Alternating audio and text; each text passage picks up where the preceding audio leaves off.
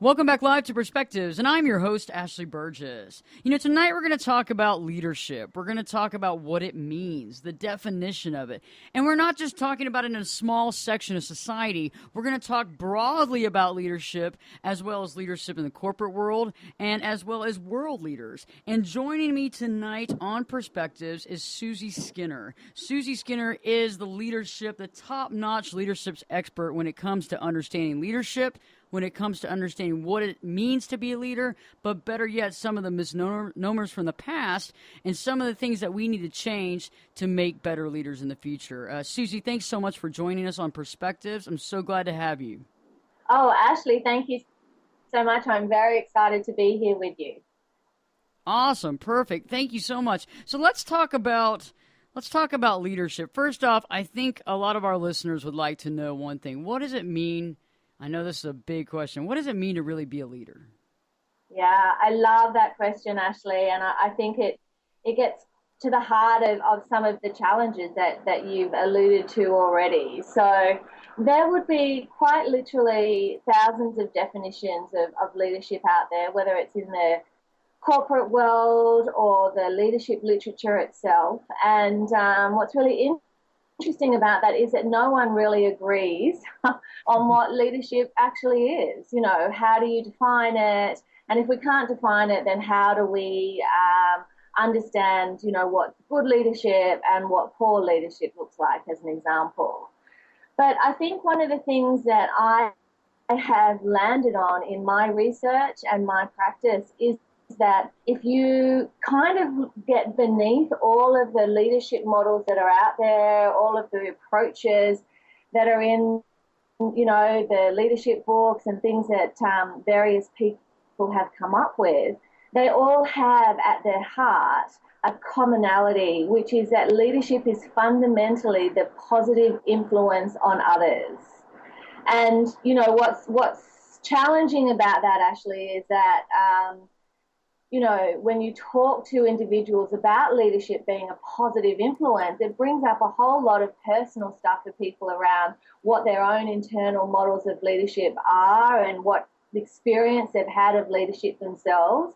So, it sort of highlights that we have work to do, I think, in redefining leadership in that much more accessible way.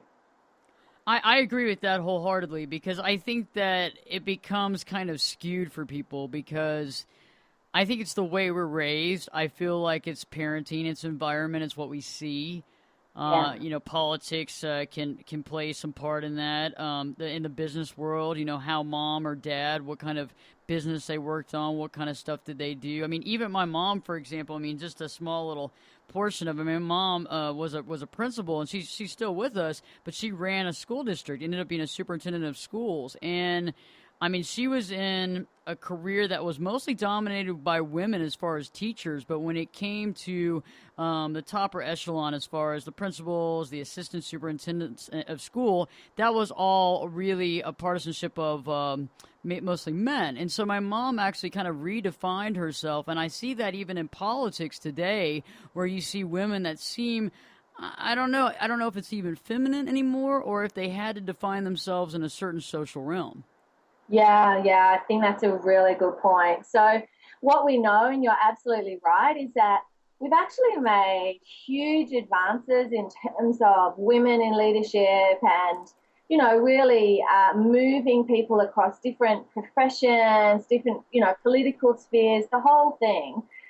We've seen a much greater representation of women. But what you're talking about is what I call like the final frontier, which is that it really doesn't matter what social, political, or organizational sphere we're talking about.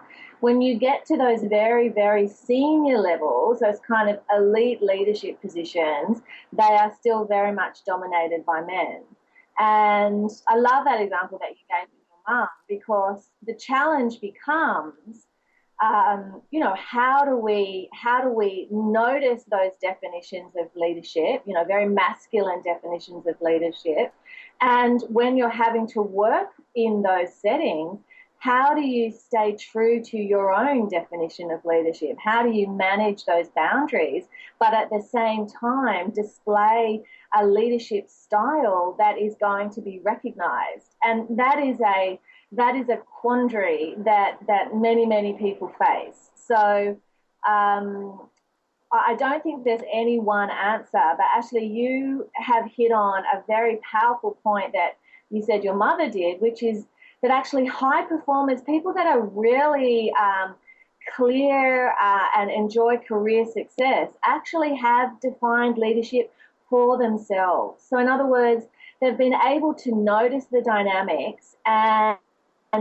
really decide how they're going to interact and what are the things, the principles, the beliefs, the value system, the style that best represents who they are in that environment. So, that's what I call this clarity around their leader identity, which is not about skills and aspirational sort of stuff, but it's about, well, who am I and who am I being in this environment right now? So that's kind of the individual response, I think, to the challenge. But you've also highlighted the fact that even how we think about leadership, particularly in the last 15 years, is totally changing, right?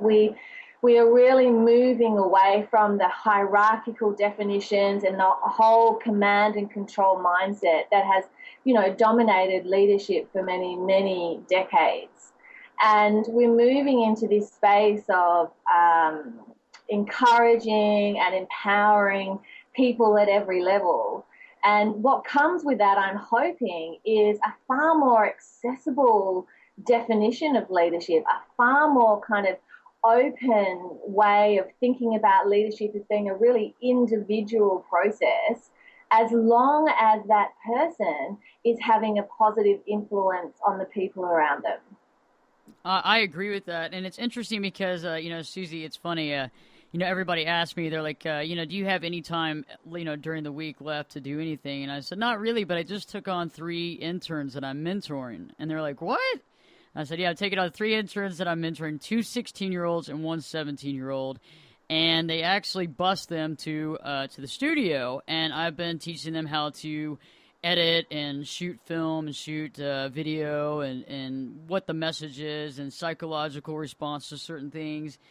And it's interesting because these same students interned last year, and they said, hey, your style is completely different from what we're used to. And I said, explain. And they said, we love it because you let us do what we should do to explore. You encourage us, and at the same time, there's an open, truthful dialogue. It's not just you telling us what to do, and then we just go do that. Yes, sir. Yes, ma'am. Whatever. And I think that's exactly what you're talking about, is like real leaders impart knowledge and encourage people to find their true self, their authentic self, outside of do as I say, not as I do, sometimes mentality that we see in other types of leadership models. Absolutely, absolutely. And what's really important in that process is that those leaders, like you, Ashley, are not threatened by sharing leadership with others. So in other words, they have such a good clarity around their own leader identity that part of that leader identity is involved in actually bringing on and tapping into the leadership potential of others. And I think that's the future. It's the future because we're facing so much disengagement in organizations around the world. The statistics are, pretty scary. I think somewhere along the lines of 70% of employees are actively or currently disengaged in their role. I mean, it's huge. And I think part of that is because we live in this knowledge age where information is so accessible, and you can Google leadership and land on any kind of model that appeals to you.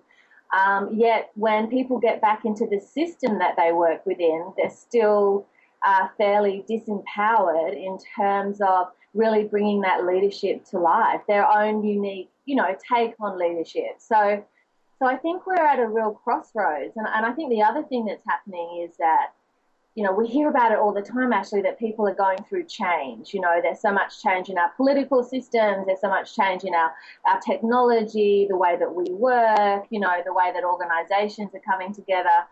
And the old command and control system relies on the people at the top to have all the answers. It's sort of empowering them and potentially disempowering the rest. And that model just doesn't cut it anymore, because the load of change and complexity means that we just can't rely on people at the top to have all the answers. You know what I mean? So in other words, really smart leaders are going, actually, we're in this complex, this VUCA world, this constant change, and actually I need to be tapping into the leadership potential of everyone, not just people in so-called positions of authority. That's interesting because you talked about how there's 70% disengagement in roles at work. And I was wondering, if that's the case and people are, I believe there's an awakening. I believe people are becoming more empowered. I would have to say that I think that people are, I guess, learning and communicating more authentically. How do we take that open dialogue that people seem safe to do in their personal life? How do we engage that open dialogue where we allow people to express their own form of leadership within the work system? And, I think that is a question that no one's got 100% right yet, Ashley, but I can tell you that one of the mechanisms that we know works is to start to empower people with insight into the system to start off with, to actually give them a perspective that this is the kind of hierarchical nature of how we work, and to validate that on the one hand, you actually do need hierarchy, right? You need hierarchy in terms of decision making and governance and all of those sorts of things. But it shouldn't come at the expense of people's potential, of not being able to see that potential, or, as you say, to help them realize that in their professional lives. So I think one of the first steps is to just give people a perspective that this is the challenge, right? That even within that system, we need to find new and different ways to encourage and empower the people around us. And, we've been doing this for a number of years now, and every team, every organization is different, but there are some fundamental principles, right? Really basic stuff that we hear time and time again, and that can be things like just opening up the dialogue. One woman, very senior role, just talked about making an effort of not only, in the sort of decision making for her division, not only sort of talking to her regular stakeholders, but walking the floor, literally going outside of the kind of the realms of her team and asking people from different backgrounds, different age groups, really kind of opening up a dialogue which is about seeking different perspectives. Because what we know is that when people feel like they're heard, then that goes a long way to helping them feel empowered, and they're more likely to step into that. So I think it's about helping organisations, and it doesn't matter if it's a corporate organisation or a political one or a social one, but just helping them create the space to tap into that potential, to ask questions that they're not asking. And I loved your example, Ashley, to just help them lead in a way that is more curious, more open to challenging their own perspectives and the way things have always been done. I love that because when we challenge ourselves, and that's with every part in life. What I've realized is that when we challenge ourselves on a spiritual level, we challenge ourselves on a mental level, we challenge ourselves on an emotional level. We're able to see more clearly, gain more clarity, understand ourselves to a fuller degree, be able to, embark on that. I guess I would call it kind of like a meditation, but embark on it on a waltz basically with your authentic self, and be able to understand that dialogue between yourself and understand where that comes from. And I feel that leadership, like you say, and what I agree with, is people that actually influence in a positive manner, but people that influence in a truthful manner. Yeah. And I feel that's so inherent. And I wonder, so we talk about it kind of in the corporate scenario. Let's take it to even a bigger scenario. Let's talk about it maybe in governments and political systems. You have kids that are in high school, that are in college, that, might want to be in the government, think about being in government, but they see all this stuff going all the time in every country. It's not just one country. It's not just, it's not just in the United States. It's not just in your country of Australia. It's in various countries. It's all over the world. And there's a bit of, in some countries, some women probably cannot maybe participate as much in government as in other countries. But you see children kind of and kids getting a little disheartened, and you even see general public of any age getting disheartened because they feel that there is no voice, that there's very little power as the individual, and that they wonder if there will ever be any really true leadership.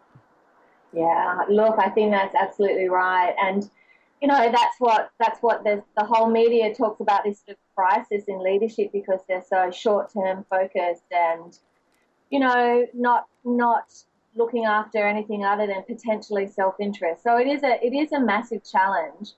One of the things that we have noticed is that when we talk to the younger generation, so we've been running our leader identity programs in schools, so 16-year-old, 17-year-old young people, and when you start to talk to them about, let's open up leadership, let's notice the limitations and let's notice the shortcomings, and at the same time, let's talk about how you can, as an individual, transcend those or ignore those and take ownership for your own leader approach. It's amazing, actually. I mean, it really is amazing. We think about leadership as always being positional and lots of experience and it's an absolute fallacy. We've had the most incredible dialogue with 16-year-old girls who are really clear about what they stand for, are really clear about the things that they believe in, are really passionate about where they're having a positive influence.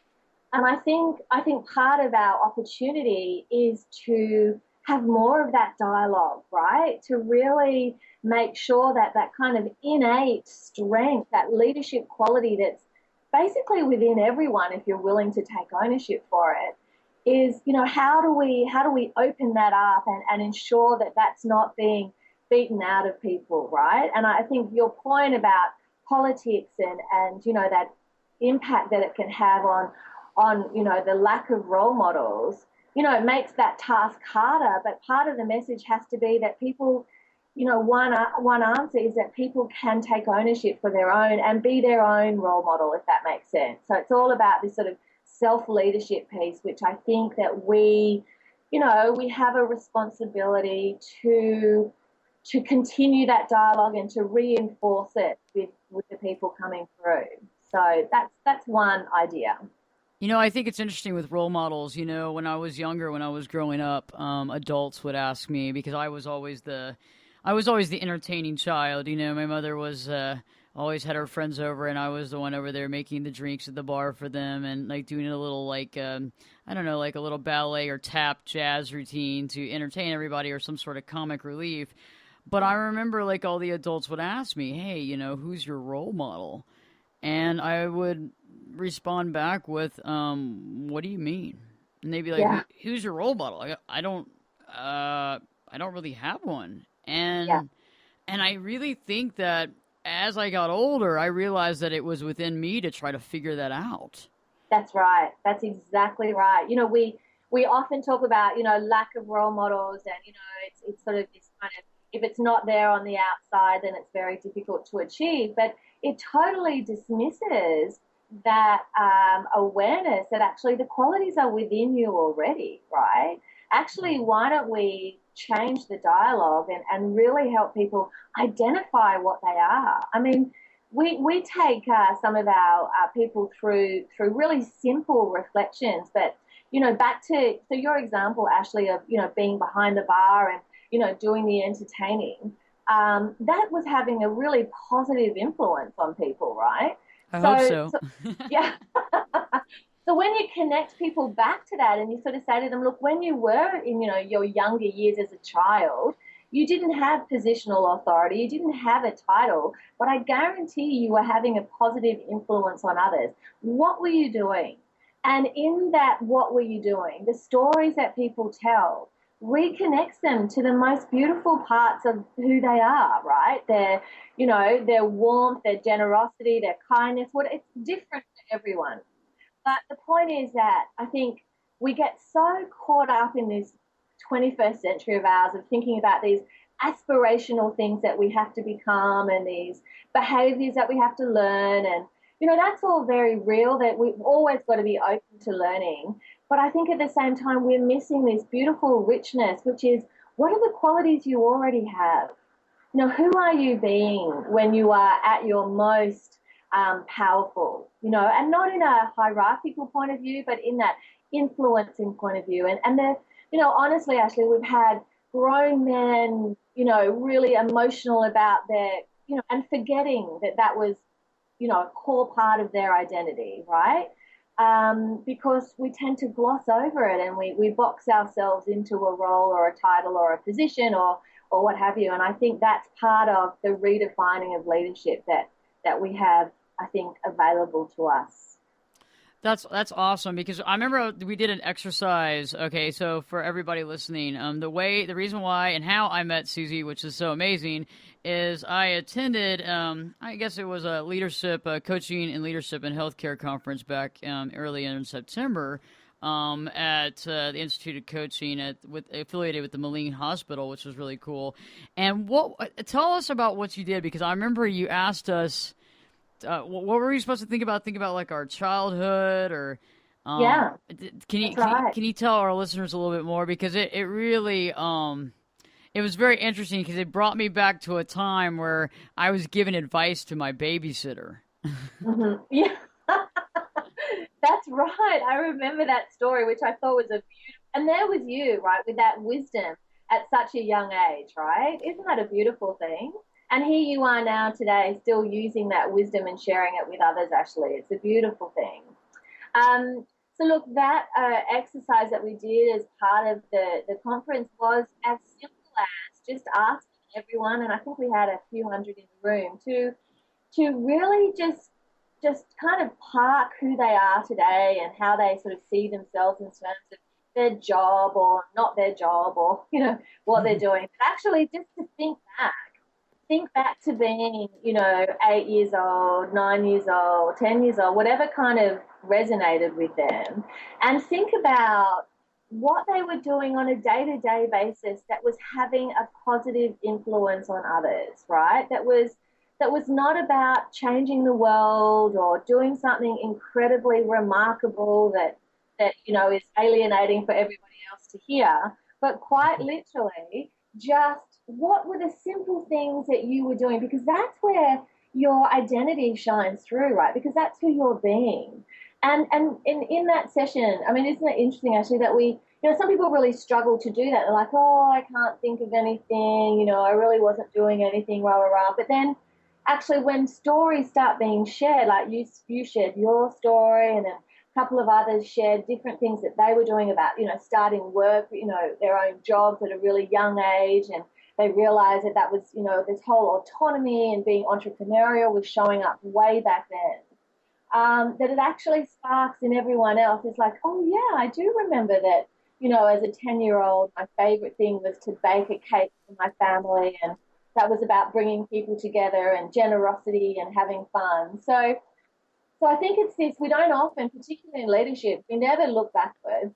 We look at strengths, we look at personality, we look at those things, but we very rarely tell stories about the things that have formed us, the things that have shaped who we are and how we see ourselves and how we think about leadership. And I think that it's a wonderful, I always think it's a wonderful thing to experience when you hear those stories. I thought it was amazing, Suzi, because it connected me back as a child, and it was pretty cool, and it actually resonated with what I do now, which is really cool.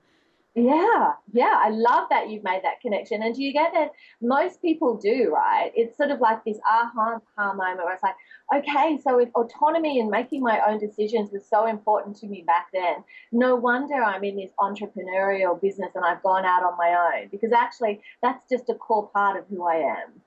And I think that those sorts of connections just help people make sense of who they're already being and taking ownership for that in a really positive way. And I think that's a great thing. I love it. I love it, and I learned a lot from it. And I took a lot from it, and even when I'm working and mentoring with these kids, I don't want to use the word children. When we're mentoring these kids, and it's so awesome. And it's neat because when you ask them stuff about their childhood and stuff like that, and kind of find out those types of things, it's like the first thing that we all talk about is there's nothing there, it's no big deal, and then you give them just a little more time, and they start realizing there's a lot there, and it really directly relates to what's going on. I wanted to ask you one more question before I find out exactly what you're working on now. But I wanted to ask you, what do you think? I think a lot of times as women, and I went through this a few years ago, I had a difficult time in showing emotion. And it wasn't until somebody told me, it's okay to shed a tear, it's okay to show a little bit of emotion. When you're dealing with serious things, because it doesn't show weakness, it actually shows not only compassion, but it shows where you stand, but it's not weak. And what kind of advice would you give to listeners? And I think this goes across the board, both men and women. Is it okay to show emotion in certain occasions, and can that also translate as a leader as well? Look, absolutely, and again, I think that you're highlighting this authenticity piece about leadership that we've been missing. That when we define leadership on very masculine terms, which has been our history, that you have to be assertive and self-promoting and lead from the front and all those sorts of things, there isn't room for the other side that exists in all of us, which is the caring, the kind, the generous. So I think that that's part of the shift that people are making. And some of the leadership literature talks about the feminization of leadership, that we've been so masculine focused in leadership, and now it's becoming a lot more balanced. And certainly from my perspective, I think, the term I like to use is just balance. What we're looking for is to people to bring all of themselves to their leadership role or opportunities and not suppress the sides of you that actually make you who you are. So I think the authenticity piece is a hugely important and also challenging piece to navigate, right? Because we can also talk to people about being more authentic and bringing that kind of gentler self to the table. We also have to be mindful that that might be in an environment that doesn't recognize that or validate that. So it can be a minefield. But if you looked at globally, the shift is absolutely a shift that is happening. And certainly in some areas, it's a shift that's already happened, that people are expected to be far more candid and honest and open about who they are and what's important. So, I think we're still on a journey with that, but it's absolutely, and it's what sustains people, Ashley. You know that. You know that when you are your most authentic self and you're able to share what's worrying you or what's upsetting you, it's just a signal to others that this is very important to you. This is important information that needs to be understood. And it helps you as the leader, actually sustain you in that role rather than trying to suppress things that aren't seen as acceptable. So I think it's a hugely important part of the puzzle. I do too, and I'm kind of interested. Well, I'm not kind of interested. I'm really interested because last time I saw you was up in Boston, and I know you spent a lot of time lecturing and speaking to various groups and hospitals and organizations. What are you working on right now? So right now, I'm I've just completed my book. So the book is called Build Your Leader Identity.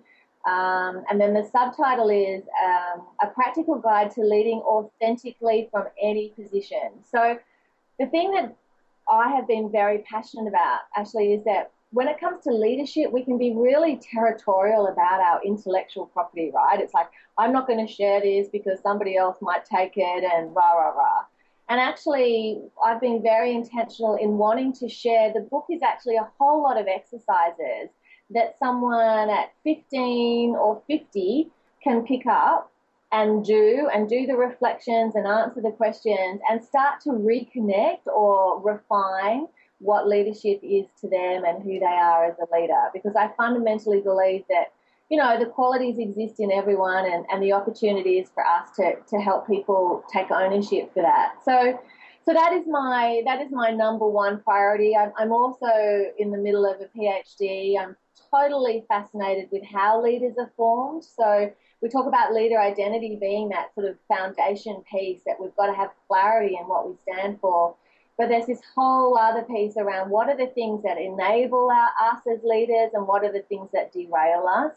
Lots of literature on, the differences for men and women, but it's important we recognize that everyone goes through this forming process around leadership, and it's not something that you just do early in your career, but it's something that you do over and over again as environments change, roles change, your situation and life circumstances change. So that's part of more research that I'm doing as well. That's awesome. I see, I have a lot of clients that come in, and one of their biggest issues is dealing with, somebody at work that's very territorial. Yeah, yeah, Yeah. yeah. Look, yeah, yeah. And isn't that interesting? And part of our challenge is to notice that and to navigate that, right? And I think gosh, the risk is that we start to do that ourselves. We take that on and do it in response. It's the hardest work to not do that. But I think it's really important that is part of what people share, right? So interesting times. Yeah, and I agree with you, and it's interesting how you can lead, and I would love to get a copy of the book, Build Your Leader Identity, and I'd like to have you back on Perspectives to discuss that, because I think that you can lead from any angle you're at, and I feel that sometimes people have a tendency of just like, well, I'll just, I'm over here, I don't have any, I'm not in a leadership role. But they don't realize who's really watching, and a lot of people don't realize who's watching them for their next move. They don't even know because they're not seeing who's paying attention to what they're doing. Absolutely, absolutely. And they don't even have to be in an organization, right? They could be running their own business from home, right? But I'm sure if you spent time with them, it'd be very clear what positive influence they are having. But it's about helping them take ownership for that. So that's absolutely the case, Ashley. It's part of the reason I'm so passionate about the book, is because people don't see leadership as a part of themselves. They see it as belonging to others. And actually, that's the mindset that I want to challenge, because leadership itself, as we've talked about, is in a crisis. It needs to change. We need better leaders. And I think part of that is empowering everyone to see who they are as a leader and to have that positive influence. So I'd be delighted to talk you through the exercises in the book another time, and to really get into some detail around that, because I think it's accessible if someone's willing to do the work, to do the reflection, and to really think differently and challenge their mindset. I love it. I'm very interested, and I'm actually going to share a lot of that with not only the kids that I'm mentoring, but also people that I come into contact on a daily basis, dealing with stations. And for a lot of people that aren't in the industry, in the radio industry, it can be kind of a minefield to navigate and deal with certain things. And it's a high pressure area, but at the same point in time, I think that if everybody realized it to some degree that, their thoughts are cared about, their leadership role is accepted, that would be awesome. Two lasting words, or one lasting word for our listening audience, Suzi? Um, I always put people on the spot like this. You see what I'm saying? I don't mean to do this, but I figured, you got you just one thing that maybe people can resonate with at any part of life, whether you are a stay-at-home mom, whether you work a 90-hour job, whether you created your own company, you're doing something completely out of the blue that you got nobody to look to but yourself to figure this out. Is there, one thing that you can say that would really help the listeners out?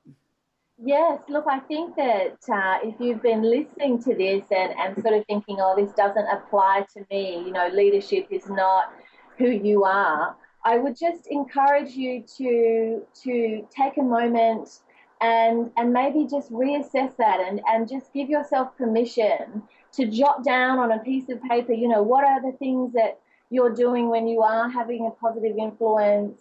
How would you describe that part of yourself? And to not judge yourself. Don't feel like you're not a leader and therefore this is not relevant. Actually, what we know is that this is a journey, and everyone goes through stages of not feeling like a leader, and then kind of feeling like a leader, and then maybe not feeling like a leader. I mean, it's just that whole sort of fluid process of leadership that is common to everyone. And so I would just encourage listeners to do some reflection and maybe give themselves permission to have a look at that sort of thing.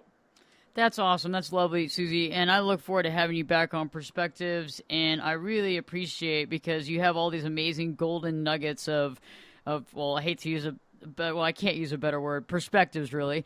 And it's just you have so much of a wealth of knowledge that our listeners can really attune to. And I really appreciate you coming on. And thank you so much. Oh, Ashley, thank you so much. And you're a wonderful interviewer. I've totally enjoyed the process. So thanks so much. Leadership is an important, not only concept, but I believe more so that leadership is a lifestyle. I believe that the more authentic you are, the more peacefully authentic, the more positive influence that you provide, the bigger leader you are. And I think that sometimes we get caught up in status. What's your status? What's your title? And I think when we get caught up in titles, we miss out on what a true leader really is. I find often that when people are in high-powered titles, people assume that they're going to be a leader. They assume at the level that they're going to respond, and they assume a lot of things. And I think now where we are in this time and place, it's time to let those titles and those labels go by the wayside and begin to see things honestly. I'm a big proponent of seeing through things, finding clarity, and responding authentically. I feel that there's never been a more important time to recognize the leader in yourself, to understand that you don't need a role model. You don't need to have someone around that's going to tell you what to do. You need to find that within yourself. And I find it very interesting because I think if we all take a few minutes, if we all take a few days, if we all take the time that we have to find our internal leader, we will be rich. It's kind of like that concept of teaching somebody to fish versus to give them a fish. I find that when we give somebody a leader that they can follow, that's great. But what about letting them find and experience for their own self the leader within? And I love the fact that Suzi's new book, Build Your Leader Identity. Build Your Leader Identity is so neat because it's not about exactly where you are in the corporation or in your own company or if you're at your home. It doesn't matter. It's about you leading every day. And let me give a good example that really resonates with myself and I believe will resonate with you. Every single second of the day, we have the chance to step up to the plate and be the leader that we were crowned to be, I think, throughout our life. And I do believe that leadership skills are learned, but I believe that it's an inherent. There's an inherent types of genes, and I'm not necessarily saying that there's a medical science behind the leadership gene, but I'm saying that I believe that a lot of us have those predispositions where we have that leader within ourselves when we feel that way, and it's about honing our skills and finding our true self. However, you don't have to be the vice president of a company or the president of a company. You don't have to be the creator of a corporation. You can lead by example in everything you do. Recently, I was walking down the street and I saw some trash on the ground. Somebody had thought it was a good idea to throw all of their bag of food from a nearby fast food restaurant and their shake and everything else all over the ground. And I was not raised that way, nor do I agree with that. However, I'm not just going to walk past that. Walk on it, walk on past. No, I'm going to do my best to pick up most of it. I didn't have a paper towel or anything, so I picked up the bag of food and everything I could that didn't have all that sugary ice cream, whatever that was, in the cup. And I brought it to a nearby trash can, and then I threw it away. And I didn't have I wasn't grimacing, I wasn't angry, I just did what I thought I needed to do. I had no idea that people were watching me. I had no idea that there were about 7 to 10 people watching me on the side of the street. And they didn't say anything. They didn't say anything, they didn't do anything, but they looked at me. And I saw 3 or 4 people smile. And I realized that I just was a leader. And I'm betting that at least 1 or 2 of those people in that group, the next time they walk by a situation like that, one of those people, if not more, will pick up that trash. And that's a simple example, but it's true. You can lead in various ways with various people every day of your life. Even if you are the CEO, you can lead your corporation. If you're a mom, you can lead the kids. You can help lead the household. Think about it. If you're a student, you can help lead other students and help people find their true calling. Help people be able to be and be more comfortable being really, right? Isn't that what we're doing, is being? But being truly authentic. I find it interesting because we all can be that leader. We all have the power within. And I find it very cool how some people, for the most part, step up to the plate and realize that, but realizing it in a compassionate manner. Because you can bark orders, but barking orders does not mean that you're a leader. But you don't even have to be in a position to bark orders to be a leader. You can change the world. You can change the outlook. You can help a child. You can help adults. You can help people find their true calling. You can. I know it. I know you can. And I think that it's interesting when we apply certain knowledge to our lives and realize that it is about personal awareness, about allowing ourselves to show emotion and not to feel bad about it. It's okay to be real. That's what we want. We want real. I didn't say raw, but we want real. Being real and being authentic is truly what this lifetime has been destined for you to learn. No more, no less. Because finding your true authentic self in this lifetime is the reason for the journey. Because when you really think about it, Suzi tapped on something that's really way deeper than just societal leadership or political leadership. But she brought about the fact that you can be a leader within. And isn't it true, and I know some people might say it's not, but I completely concur, and all my writings and all my teachings and all the therapy that I help with my patients support this, is that the most important relationship that you will ever have in your entire life is with yourself. The most important relationship you'll ever have in your entire life is with yourself. I know, wow, right? Who'd have thunk it? And every relationship that you have outside of yourself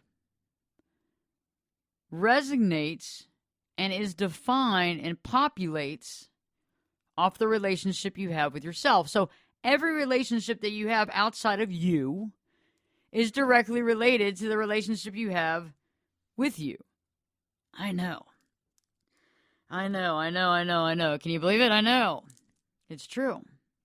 The way we directly think about ourselves and the way we feel about ourselves directly relates to how we treat other people. That direct reflection shows up in every conversation, in every communication, in every email, in every text message, in every thought we have. And it's interesting because when we begin to find the leader within, when you begin to find your leader within, you realize certain aspects. You realize that there are things about you that you might want to change. There are things about you that you love. There are things about you that you find endearing. And there are things about you that you actually almost can't stand. As you develop this leadership with you, inside of you, you become more and more authentic.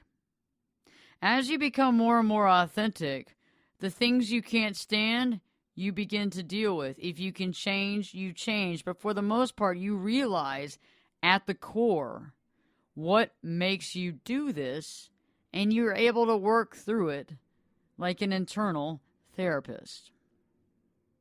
You realize that the reason why you do X, Y, Z is because you're fearful of whatever there is. And because of that fear, their fear causes you to react a certain way, to maybe be argumentative, to maybe not find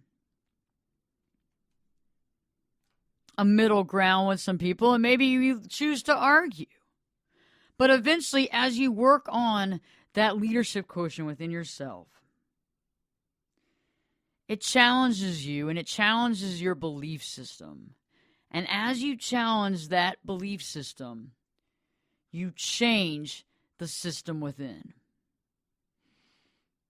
By the way, your belief system,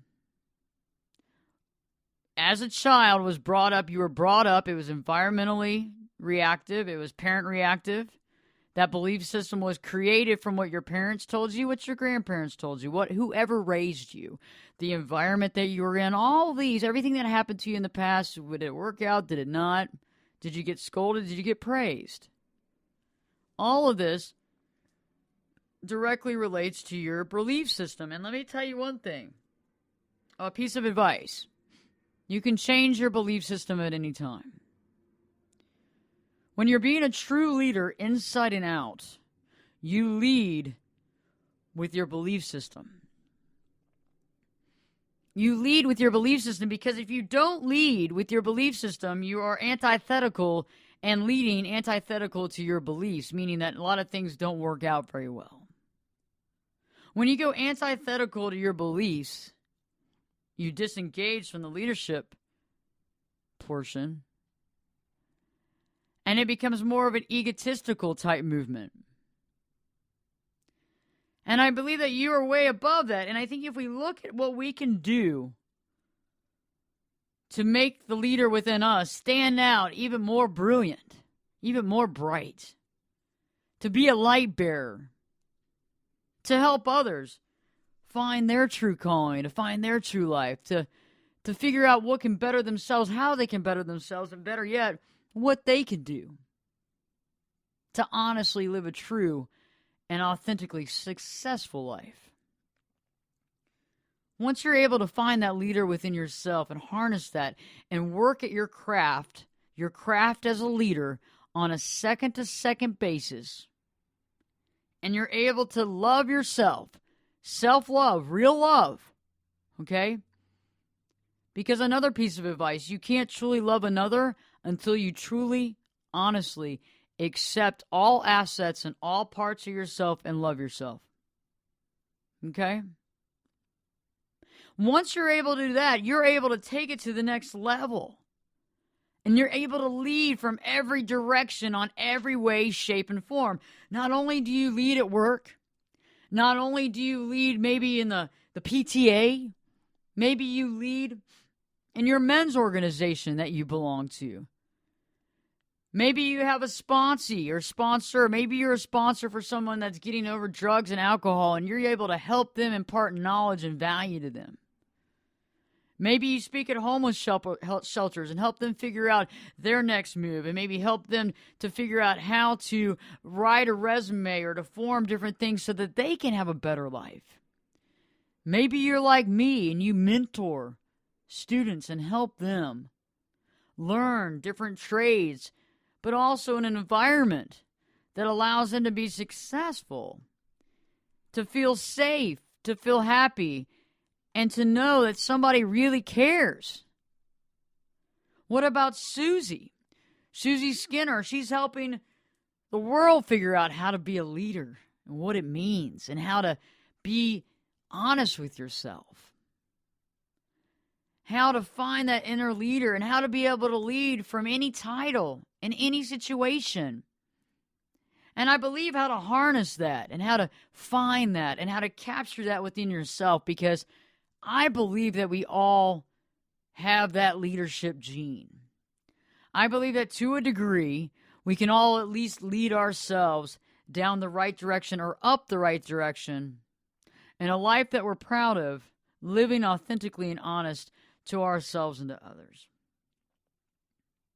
You know, I define a leader as being authentic, positive in nature, truth teller, a truth teller, and someone that you can get behind and believe in because they're authentic and they do the right thing and they show by example even when they don't think that anybody's watching. That's the key. That's from A to B. That's what matters. That's how you live your true life, is to lead and to do what's right when you don't think that anybody's watching, when nobody's watching, even when nobody's watching. That means that even when nobody can read your mind, you choose the right direction and you do what's right. That means that even at home with the blinds closed, you make the right choices. And that means that you can find within what's right. And you can look yourself in the mirror and say, I feel good about the choices that I've made because I made the right choices. And I did what's right. Check out ashleyburgess.com, Ashley, BERGES.com, my website. Get the latest blogs, the latest information, and the coolest shows out there. Check out my Twitter handle at Ashley Burgess. Also, I want to find out from you. I want to know how you're living your true life. I want to know how you're living authentically and how you live your true life. Go on and tweet me at Ashley Burgess, hashtag LYTL, at Ashley Burgess, hashtag LYTL, and let me know because I want to know, okay? Inquiring minds want to know. I want to know. And by the way, we got great shows for you coming up next and Perspectives with your host, me, Ashley Burgess. We'll be back this time. And well, you know. Be back this time in 3 shakes.